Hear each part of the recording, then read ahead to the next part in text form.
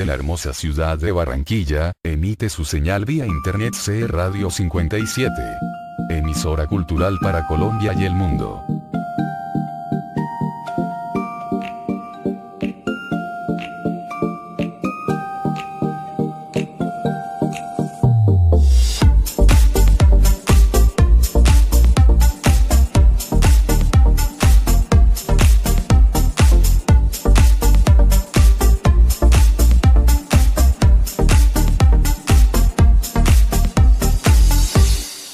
Presentamos a continuación Ingeniería Romana, los acueductos segunda parte, Casio Radio Televisión 57. Les habló Diego Torres desde Argentina.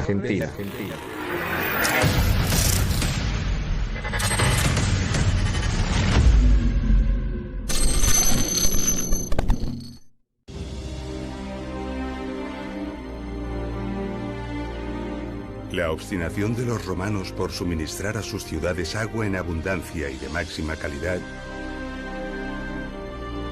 obligó a sus ingenieros a diseñar y calcular acueductos de una envergadura tan asombrosa como admirable.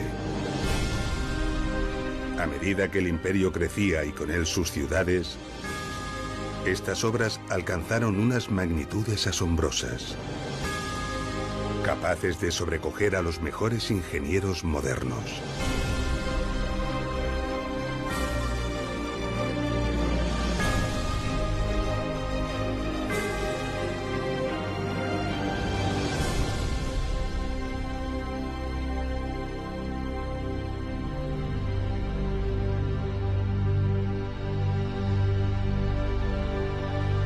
En la primera parte de Ingeniería Romana, Acueductos, pudimos comprender, gracias al gran acueducto de Nimes, cómo se proyectaba y se planificaba un acueducto romano. La solución para asegurar el suministro de agua a una gran ciudad como fue la antigua Nemausus. Y gracias a los acueductos de Tiermes, Cella y Chelva, pudimos ver cómo incluso ciudades muy modestas estaban dotadas de grandes acueductos, lo que nos confirma la idea de que toda ciudad romana debía disponer de un caudal continuo y abundante de agua de calidad. Los misterios que encierran los acueductos de muchas ciudades son hoy en día numerosos. Desentrañar algunos de ellos supone un verdadero desafío para arqueólogos e ingenieros modernos, algunos de tal alcance que no permiten ni siquiera poner de acuerdo a los actuales investigadores.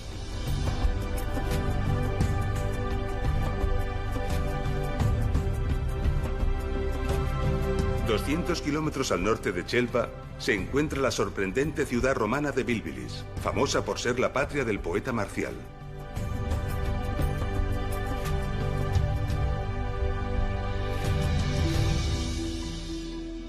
Bilbilis fue una ciudad de tamaño medio en la vía romana de Caesar Augusta a Complutum.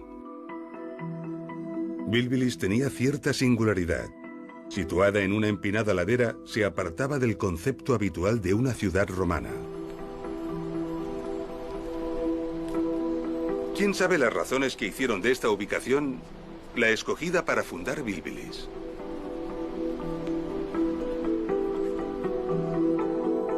Quizás sean obvias. Las vistas aquí son realmente sobrecogedoras y esta orientación es la mejor para este clima. Sea como sea, esta decisión representaba un extraordinario reto para los ingenieros que debían dotarla de agua. Porque, ¿cómo hacer llegar el agua hasta esta altura?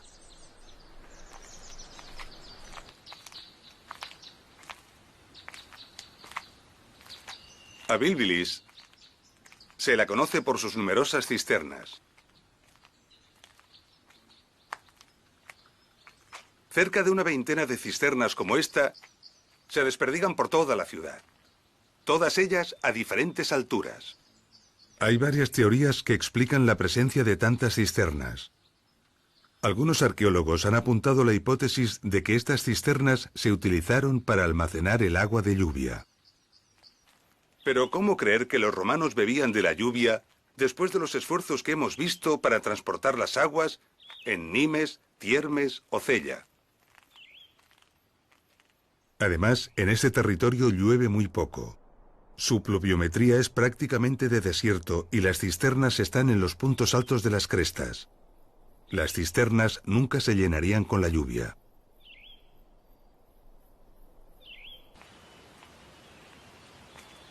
Bilbilis no era una gran ciudad como Nimes, pero era una ciudad importante.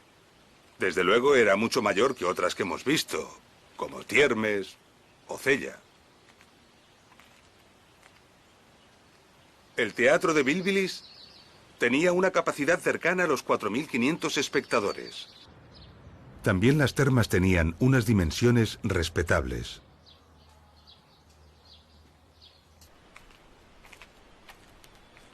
Pero si no fue para almacenar agua, ¿por qué tantas cisternas?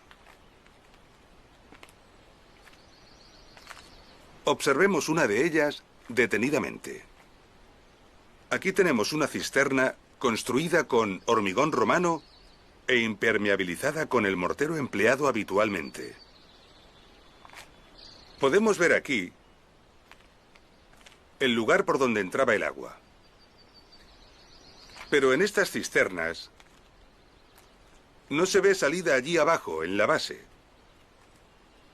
Sin embargo, sí que puede verse aquí el orificio de salida, ligeramente por debajo del nivel de entrada. Esto significa que esta cisterna no puede vaciarse por gravedad y se dispone de muy poca cantidad de agua entre la diferencia de niveles. Cualquier depósito que pretenda almacenar tiene una salida en la parte inferior. Entonces, esto no es un depósito. Pero si no es un depósito, ¿cuál es la misión de tantas cisternas?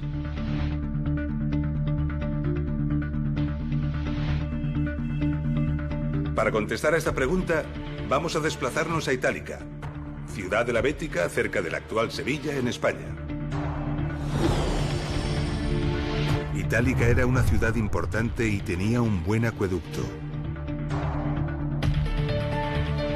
Un acueducto de 35,5 kilómetros de recorrido total y, según los estudios, de un diseño y trazado impecables.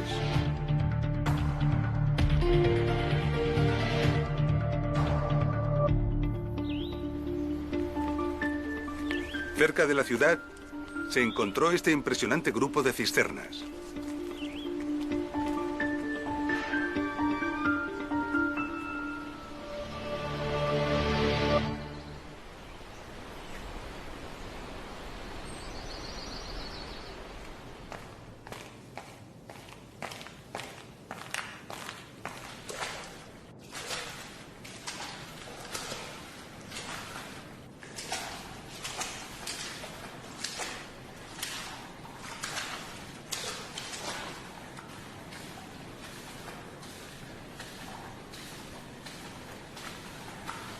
Aquí podemos ver el canal de entrada del agua que venía del acueducto.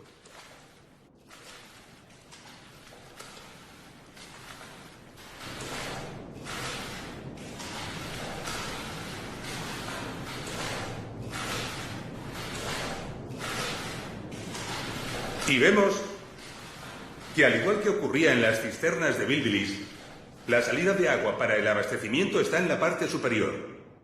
Así que esto tampoco parece un depósito de almacenamiento. Pero si no es un depósito, ¿por qué un tamaño tan grande? ¿Cuál era su función? Recordemos los pequeños areneros de los pozos de registro de Tiermes. Allí, gracias al rebaje en el fondo de los pozos, se recogía la arena y otras partículas en suspensión que el agua transportaba. Las cisternas de Bilbilis, y en general las de todas las ciudades romanas, tienen precisamente esta función, pero a una escala mucho mayor. Veámoslo en la de Itálica. El agua entraba por la parte superior y circulaba por la cisterna. Gracias al gran tamaño de la cisterna, el agua disminuía su velocidad hasta ser casi nula. Esto permitía que todas las partículas en suspensión se precipitasen al fondo por acción de la gravedad. Es decir, sedimentaban, quedando el agua limpia de sólidos en suspensión. A este proceso se le llama decantación. Así que en realidad, estas cisternas son decantadores. No sirven para almacenar el agua, sino para depurarla. El agua más limpia es la superficial, y por esta razón, la salida del agua se encuentra en la parte superior, apenas ligeramente por debajo del nivel de entrada.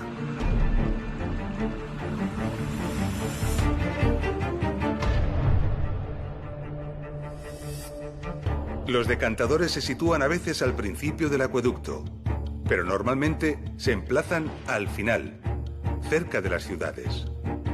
Su tamaño se determina en función de la calidad del agua que llega a través del acueducto, es decir, de la cantidad de arena y partículas en suspensión que el agua arrastra, y también proporcionalmente al caudal de agua que debe procesar.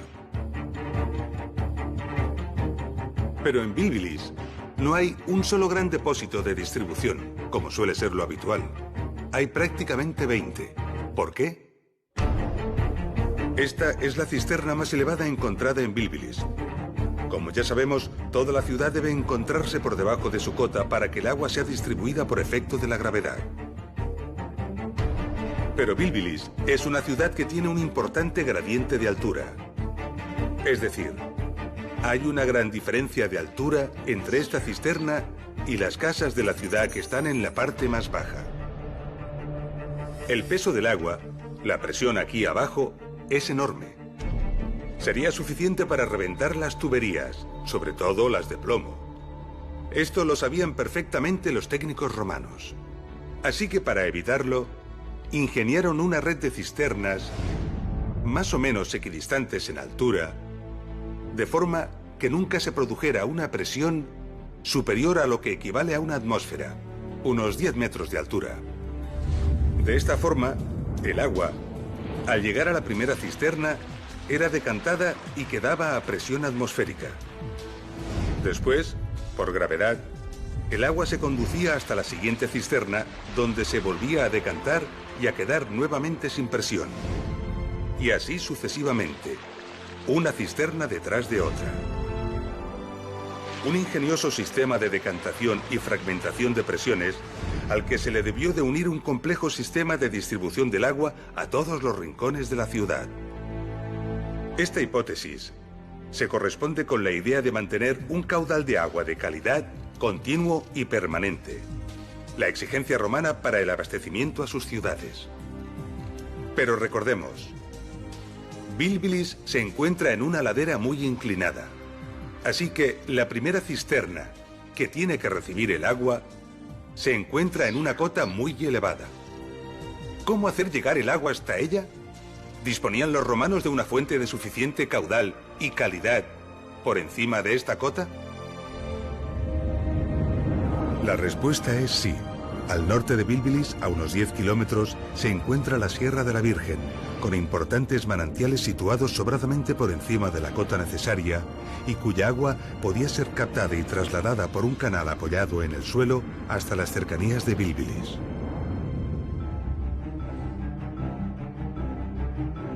Sin embargo, una vaguada se interpone entre los dos puntos.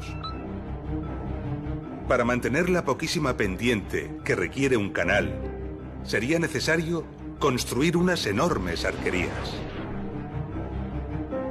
Unas arquerías de unos 100 metros de altura y más de 1000 metros de longitud. Unas arquerías de estas características son absolutamente inviables.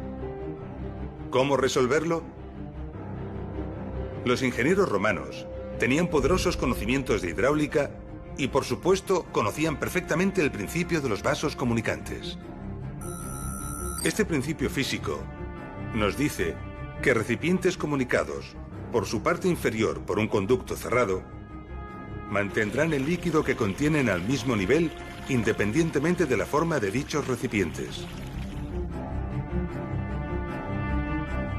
Con este principio, los ingenieros romanos planificaron en Bilbilis lo que conocemos como un sifón invertido.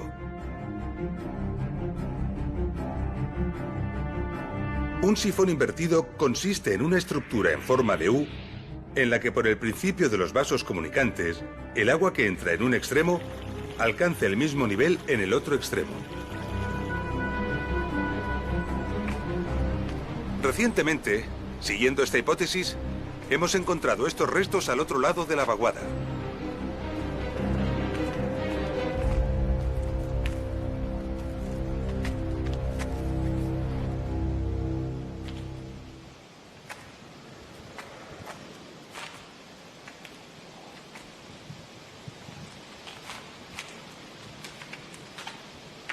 Sorprendentemente, lejos de Bilbilis y en la cima de esta escarpada colina, hemos encontrado este depósito de hormigón romano.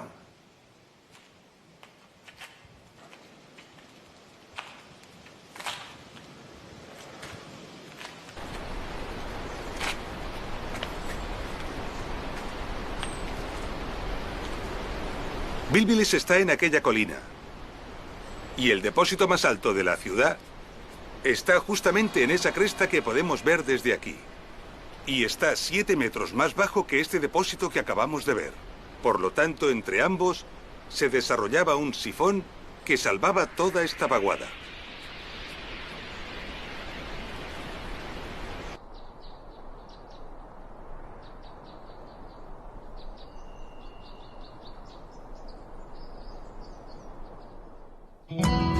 Los sifones son los grandes elementos desconocidos de los acueductos, a pesar de que su uso fue muy habitual y reiterado en ingeniería romana. Para comprobarlo, iniciaremos un viaje a lo largo y ancho del imperio. Comenzaremos por el noreste, la actual Turquía. Año 330 a.C.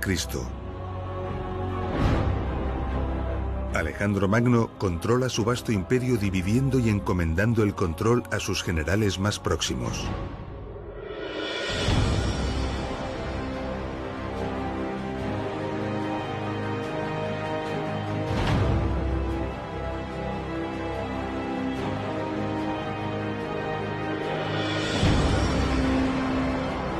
El general Lisímaco recibe el control de Tracia. Lisímaco manda custodiar sus tesoros en la ciudadela de Pérgamo. Situada sobre un promontorio rocoso, esta ciudadela se convertirá en una importante ciudad, capital de un reino y un gran centro intelectual que rivalizará con Alejandría.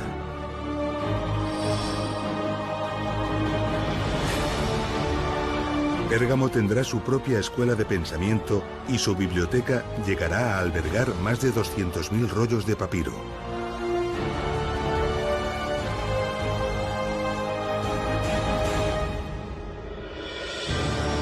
Tras el reinado de varios reyes, Pérgamo pasa a dominio romano.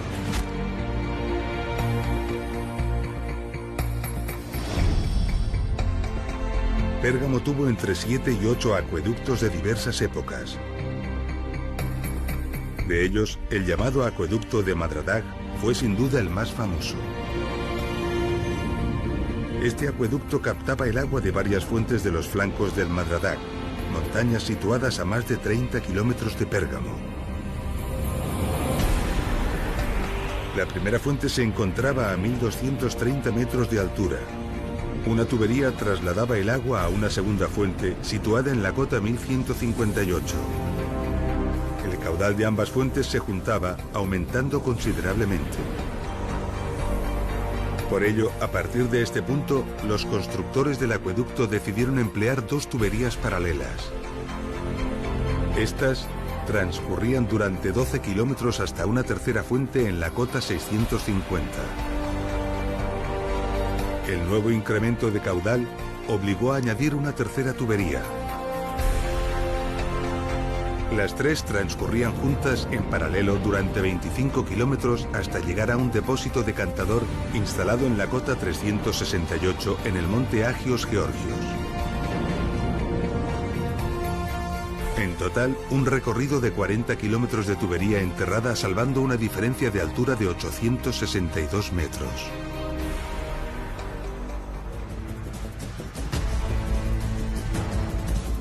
Así que decidieron emplear tramos de tubería de plomo de 30 centímetros de diámetro. Los tramos fueron sellados con más plomo y conectados mediante sillares de piedra taladrados. y todo el conjunto se fijó al terreno fuertemente mediante largos puentes de apoyo. Miles de tuberías descendían el valle resistiendo la enorme presión y las grandes fuerzas que el agua ejercía. Luego atravesaban su fondo protegidas y suspendidas por unas arquerías. Y finalmente ascendían la ladera del valle para alcanzar la ciudad de Pérgamo en la cota 322. En total, un sifón de plomo de 3,5 kilómetros y 190 metros de altura de presión. El acueducto de Madradag ya suministraba agua a la Acrópolis de Pérgamo hacia finales del siglo III a.C., mucho antes del dominio romano. Este es un buen dato para certificar que la principal fuente de conocimiento que los ingenieros romanos atesoraron para la construcción de sus acueductos fue de origen griego, y nos recuerda que los griegos ya hicieron obras prodigiosas con anterioridad. El sifón de Bilbilis dataría del año 0 aproximadamente, año estimado de la fundación de la ciudad, unos 200 años más tarde que la construcción del acueducto de Madradag. Parece pues evidente y probado que los técnicos romanos ya poseían un gran conocimiento sobre el diseño y construcción de los sifones en el momento en que Bilbilis fue construida. El acueducto de Madradag es de origen helenístico, pero fue ampliado, modificado y mantenido por los romanos cuando la ciudad entró bajo su dominio. Esta capacidad para recoger el conocimiento, ampliarlo y perfeccionarlo es una de las grandes cualidades de la civilización romana. Así que la ingeniería griega para la ejecución de sifones fue ampliamente superada por los técnicos romanos. Tenemos excelentes ejemplos en Lugdunum, capital de la provincia romana de la Galia Lugdunensis, la actual e importante ciudad francesa de Lyon.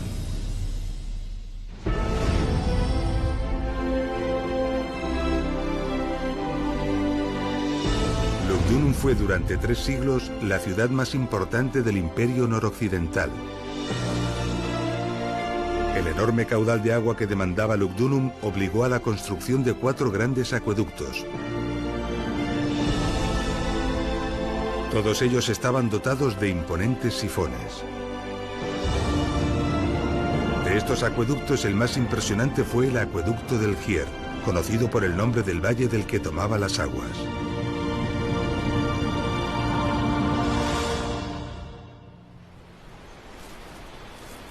El acueducto del Gier tenía una longitud total de 87 kilómetros de canal. Un canal que unía las fuentes escogidas con los depósitos decantadores que se conservan en lo alto de la colina de Lyon. 87 kilómetros de canal para salvar una distancia de 42 kilómetros en línea recta.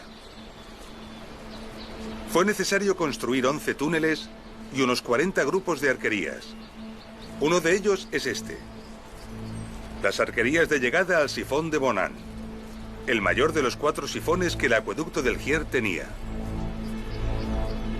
Este grupo de arquerías tiene 250 arcos que se extienden a lo largo de 1.650 metros.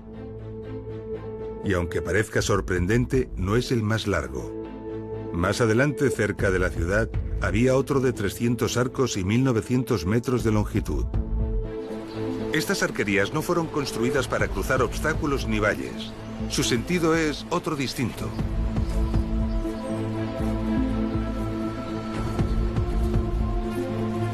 Frente a nosotros tenemos el obstáculo a salvar: el Valle de Bonan.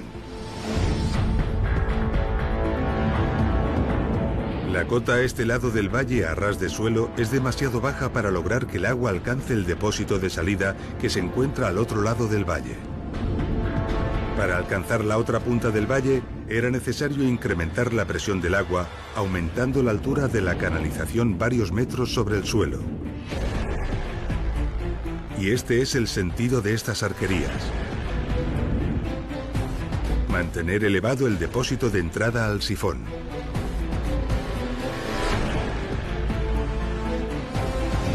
Allá arriba estaba el depósito de entrada del sifón, y de él salían 11 tuberías de plomo. La misión de tantas tuberías era dividir la fuerza del agua. Las tuberías se apoyaban sobre estas rampas y se cubrían con un buen espesor de hormigón.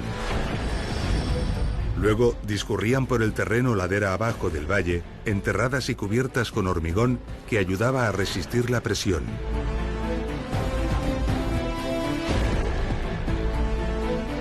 Tras 1200 metros, las tuberías lograban descender de la cota 313 a la 191, donde se encontraban con el Venter.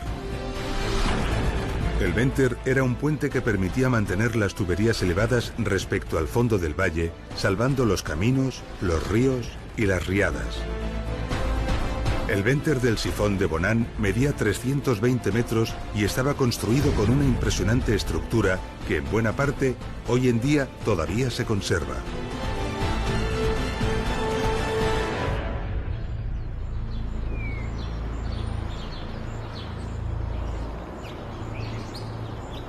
Estas arquerías tienen un revestimiento de los paramentos muy peculiar, de gran belleza, llamado opus reticulatum. En él se alternan los colores de las pequeñas piedras, en forma de rombo, talladas una a una. Los enormes volúmenes de fábricas estaban construidos en hormigón, alternando con ladrillo, y revestidos concretamente de esa retícula. Una prueba contundente de que buscaban, además de la eficacia y lo funcional, la belleza. Esta búsqueda de funcionalidad y belleza hizo planificar estas arquerías con arcos transversales en las pilas para el aligeramiento. Sin embargo, los arcos más altos fueron cegados. ¿Por qué?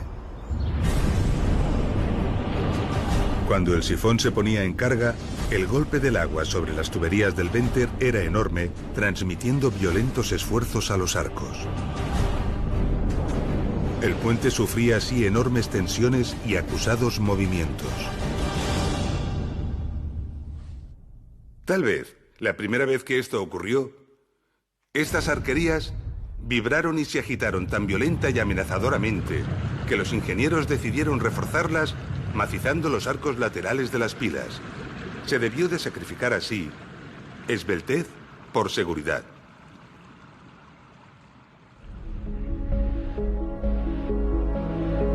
Al final del Venter, el agua era empujada por la enorme presión ladera arriba. Este punto era realmente crítico. A la enorme presión se añadía la sedimentación y la acumulación de la arena que el agua pudiese arrastrar. Esto podría provocar el taponamiento del sifón, dejando el acueducto fuera de servicio. Así que era necesario que el agua llegara limpia al sifón, libre de arena y de partículas en suspensión. Lugdunum tenía grandes decantadores en la llegada a la ciudad, pero estaban situados después de los sifones. Y no había ningún gran decantador al inicio del acueducto. Entonces, ¿cómo lograban que el agua que llegaba a los sifones estuviera suficientemente limpia? Además del arenero de la propia cámara de entrada de los sifones, el acueducto del Gier tenía unos 1000 pozos de registro.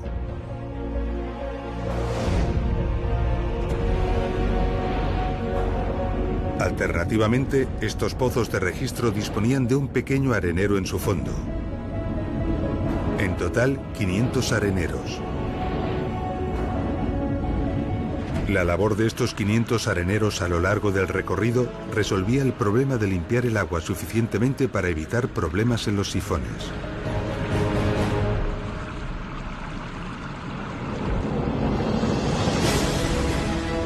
Tras superar el Venter y empujada por la presión, el agua ascendía a la ladera del valle recorriendo otros 1100 metros y alcanzando el depósito de salida en la cota 305.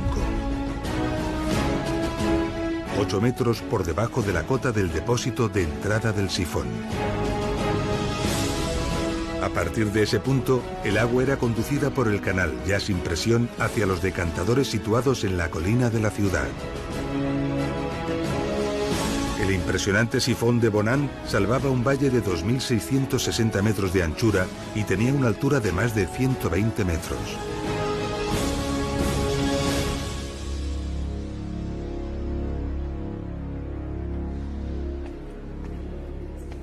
El plomo fue saqueado del acueducto del Gier Seguramente en las primeras épocas tras la caída de la ciudad, hasta no dejar prácticamente ni rastro. Lo mismo ocurrió con el metal en el acueducto de Pérgamo. Los metales eran muy preciados y codiciados en todas las épocas, y el saqueo fue generalizado. Esta es una explicación de por qué no ha quedado ni rastro de cualquier tubería que hubiera existido en el sifón de Bílbilis.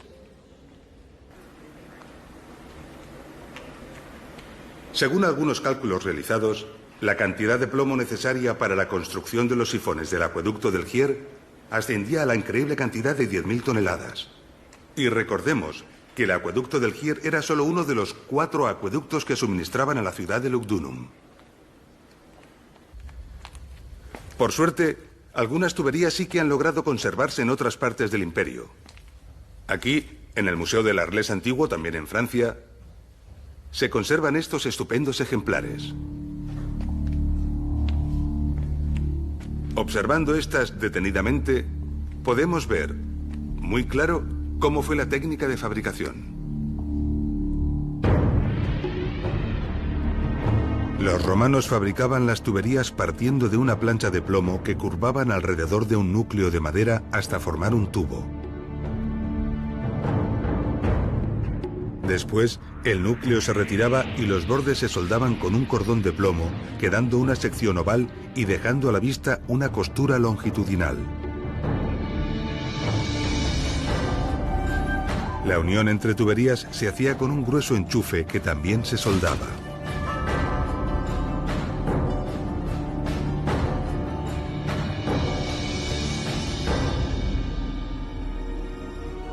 Nos trasladaremos hasta la antigua Tarraco, capital de la provincia romana de la Hispania Citerior, para hacer una interesante reflexión sobre esta cuestión.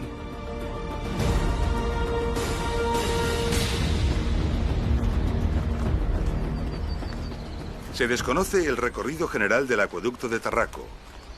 Se sospecha que las fuentes estaban situadas no muy lejos del municipio de Alió, a unos 20 kilómetros de la ciudad. 4 kilómetros antes de llegar a la ciudad, el acueducto tuvo que enfrentarse a una vaguada de unos 200 metros, donde la construcción de un sifón hubiera sido lo más indicado. Sin embargo, aquí tenemos unas impresionantes y bellas arquerías, de las mejor conservadas del imperio.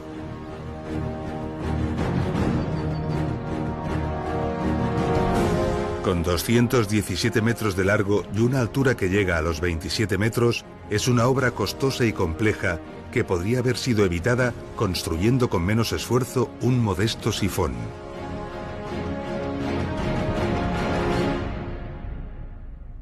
¿Por qué los romanos optaron por unas espectaculares pero costosas arquerías en lugar de por un eficaz pero más económico sifón? Muchas de las obras de las ciudades y de sus cercanías eran patrocinadas por personajes de alto rango socioeconómico. Este tipo de acciones proporcionaban una buena imagen y alto prestigio a su patrocinador. El espectáculo que ofrecen unas bellas arquerías no tiene nada que ver con la imagen discreta que ofrece un sifón, que aunque es una obra de ingeniería admirable, no se presta a la publicidad. Este lugar estaba cerca de la ciudad y seguramente al lado de una importante calzada que comunicaba con Tarraco.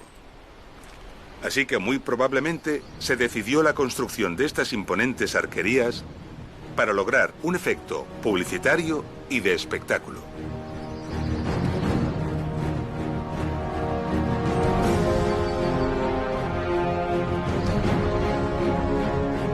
Otro ejemplo significativo de esto son las sobrecogedoras arquerías del acueducto de Segovia, bella ciudad del centro de España.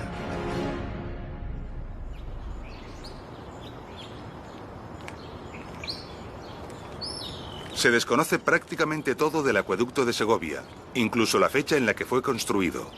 Sí que se sabe que suministraba agua a una ciudad muy humilde, y por el tamaño del cajero que transportaba el agua, sabemos que su caudal era realmente modesto.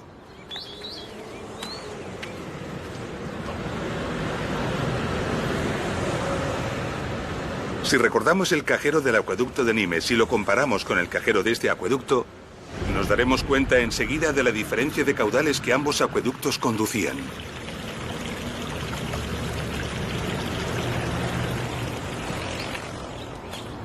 En cualquier caso, muy cerca de la ciudad, fue necesario salvar una importante depresión del terreno. Para trasladar un caudal de agua tan pequeño, la construcción de una tubería a presión, es decir, un sifón, hubiera sido lo más eficaz y sencillo. Sin embargo, se decidió la construcción de esta maravilla.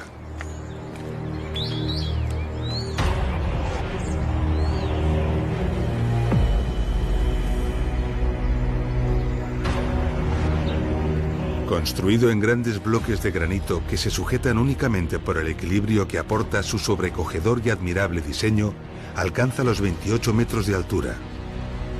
24.400 bloques de piedra para construir 167 arcos. 7.500 metros cúbicos de duro granito. Los sentimientos de poder y grandeza que despierta una obra como esta aún se sienten con toda su fuerza hoy en día, a pesar de lo acostumbrados que estamos a las grandes obras de ingeniería modernas. El efecto propagandístico y la búsqueda del espectáculo es la causa de estas colosales arquerías, como demuestra la cartela con letras que aún se conserva en lo más alto, anunciando al benefactor de la obra.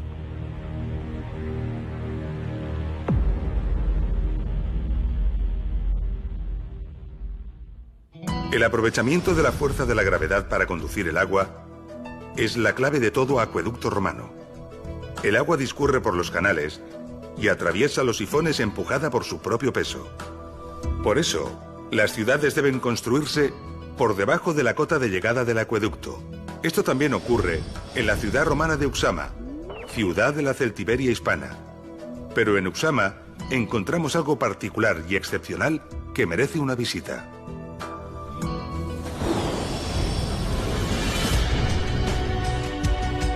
Uxama tuvo una cierta importancia en época romana, en gran medida por estar situada en la importante calzada romana que unía Caesar Augusta y Astúrica Augusta y que atravesaba toda la Celtiberia.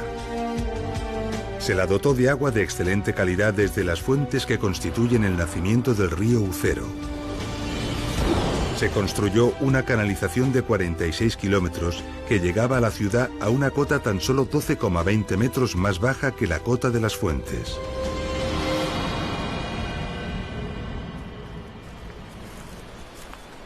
La mayor parte de Uxama está actualmente por excavar y estudiar. Varias cisternas similares a las de Bilbilis repartían el agua a toda la ciudad. Pero algunas cisternas, entre ellas esta, se encuentran por encima de la cota de llegada del acueducto. ¿Por qué? En esta colina se descubrió algo inesperado y sorprendente.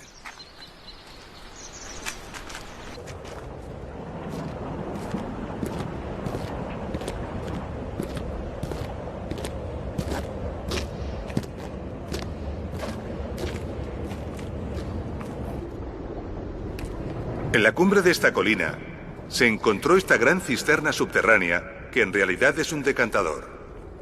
Y lo extraordinario de este decantador es que está 40 metros por encima de la cota de llegada del acueducto.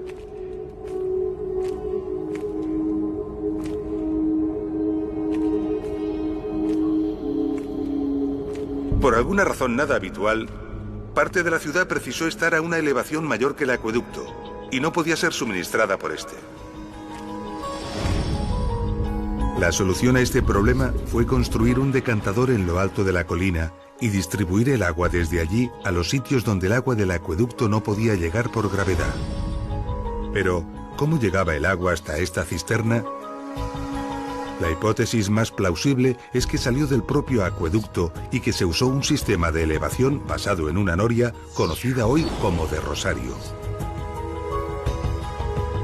Una noria de rosario consiste en una gran rueda que arrastra una cadena dotada de pequeñas bolas o elementos similares que impulsan el agua dentro de una tubería. De esta manera se podía haber elevado parte del caudal del acueducto al decantador de la colina. La rueda bien podría haber sido traccionada por fuerza animal, por la del viento o quizás por combinación de ambas según las circunstancias.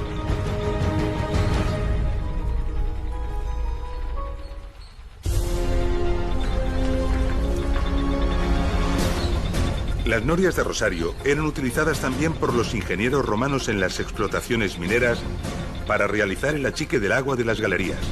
Muchas de las explotaciones mineras requirieron la construcción de importantes acueductos, no solo para evacuar el agua desde las minas hacia el exterior, sino para llevar el agua desde el exterior hacia ellas.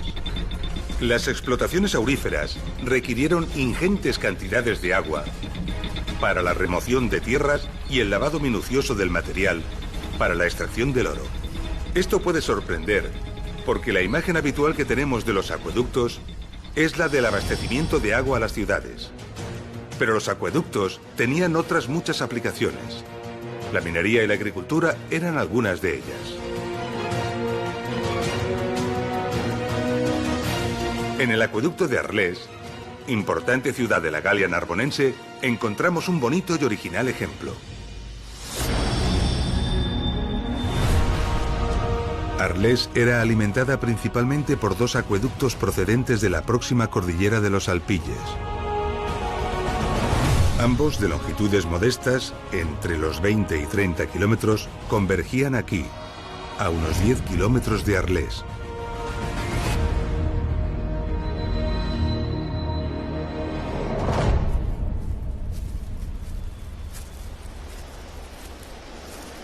Este es el lugar donde se unían los dos acueductos en una gran arqueta de distribución de la que salían estos dos nuevos canales.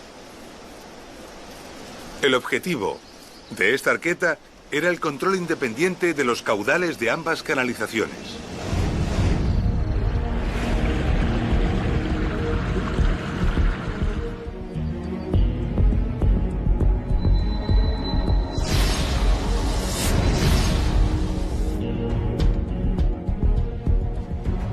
En estos restos podemos ver estupendamente el impresionante grosor del mortero impermeabilizante Opus Signinum con que fueron dotadas estas canalizaciones.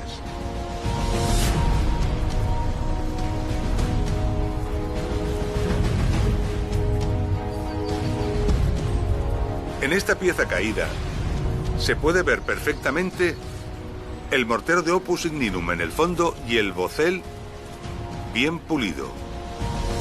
Y esta placa es concreción calcárea. Recordemos que la concreción calcárea es la precipitación de cal que se produjo durante los cientos de años de funcionamiento del acueducto.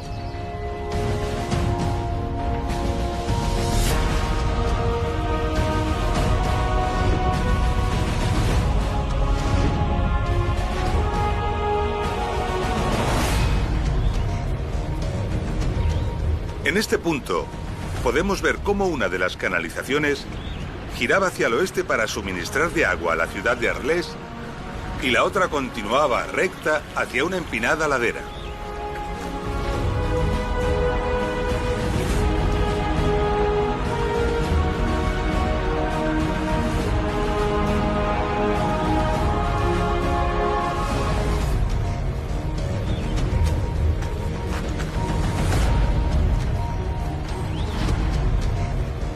Y en esta ladera podemos ver la cimentación de una construcción cuyo evidente objetivo era aprovechar la fuerza del agua. Por los restos encontrados en las excavaciones, podemos reconstruir estas instalaciones. Un impresionante complejo de molienda harinera compuesto de 16 ruedas de casi 3 metros de diámetro. Las ruedas eran movidas por la fuerza del agua al bajar por la pendiente. El movimiento se transmitía mediante diversos engranajes a los rodillos de piedra que trituraban el grano. Se ha calculado que este molino podía moler 3 toneladas de cereal por hora, suficiente para abastecer la demanda de 80.000 personas.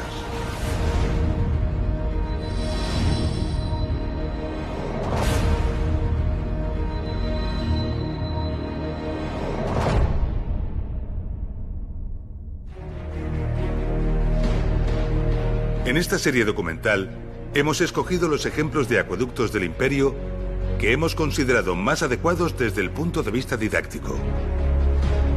El principal objetivo ha sido transmitir de la mejor forma posible los conceptos fundamentales y más importantes de la ingeniería de los acueductos romanos. También hemos querido escoger algunos de ellos por ser poco conocidos, permitiendo así que admirables obras, muchas de ellas tan olvidadas, tengan la oportunidad de obtener, al menos, parte del reconocimiento que merecen. Pero el Imperio tiene cientos de acueductos que no hemos tratado. Algunos más impresionantes en diseño y audacia que los que hemos visto, y que son dignos de ser nombrados. Como el acueducto de Cherchell en Argelia, o el d'Aix-en-Provence y el de Metz en Francia, que rondan los 50 kilómetros. O el de Vervins con 70 kilómetros y el espléndido de Fréjus con 45 también en Francia. Muchos rondan los 100 kilómetros de longitud, como el de Gades al sur de España y el de Colonia en el centro de Alemania. El maravilloso acueducto de Aspendos en la actual Turquía, que resolvía la enorme carga de presión a la que se enfrentaba en su tramo final gracias a 2 torres intermedias y 3 sifones contiguos. Todo ello sobre un gran venter continuo realizado sobre grandes arquerías. El gran acueducto de Cartago se alimentaba de varias fuentes, la más lejana a más de 130 kilómetros. Precisó de 16 kilómetros de arquerías para que el canal mantuviera la cota adecuada que requería la ciudad. Sus colosales decantadores eran más grandes que un campo de fútbol y decantaban simultáneamente unos 60 millones de litros de agua.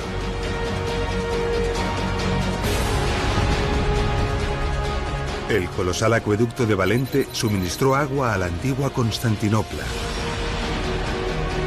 Con más de 400 kilómetros de canal, fue una de las mayores obras hidráulicas del mundo antiguo. En la colosal explotación minera aurífera de las Médulas, en España, se construyeron diversos acueductos cuyos canales superaban en conjunto la increíble cifra de 600 kilómetros de longitud. Allí, la fuerza del agua fue utilizada literalmente para disolver las montañas. Pero seguramente el sistema de abastecimiento más espectacular de todos, como no podía ser de otra manera, fue el de Roma.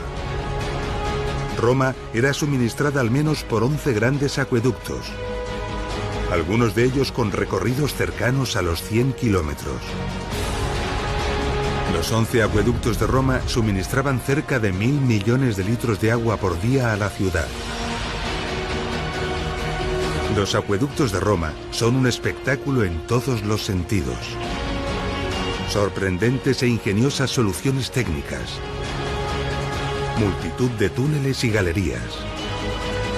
Infinitas y elegantes combinaciones de fábricas en sillares y ladrillos. Canalizaciones dobles e incluso triples superpuestas. Y valles atravesados por kilómetros y kilómetros de arquerías.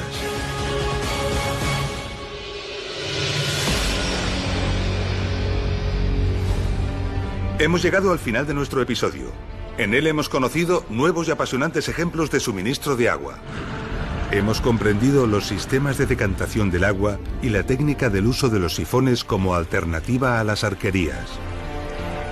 Y como única e ingeniosa solución para salvar grandes valles y vaguadas. Y finalmente, hemos visto que el uso de los acueductos no se limitaba únicamente al suministro de las ciudades, sino también a usos industriales y mineros. En nuestro próximo episodio, conoceremos la prodigiosa ingeniería que se esconde tras las vías de comunicación que los ingenieros romanos proyectaron y construyeron. Nos vemos en Ingeniería Romana, Carreteras.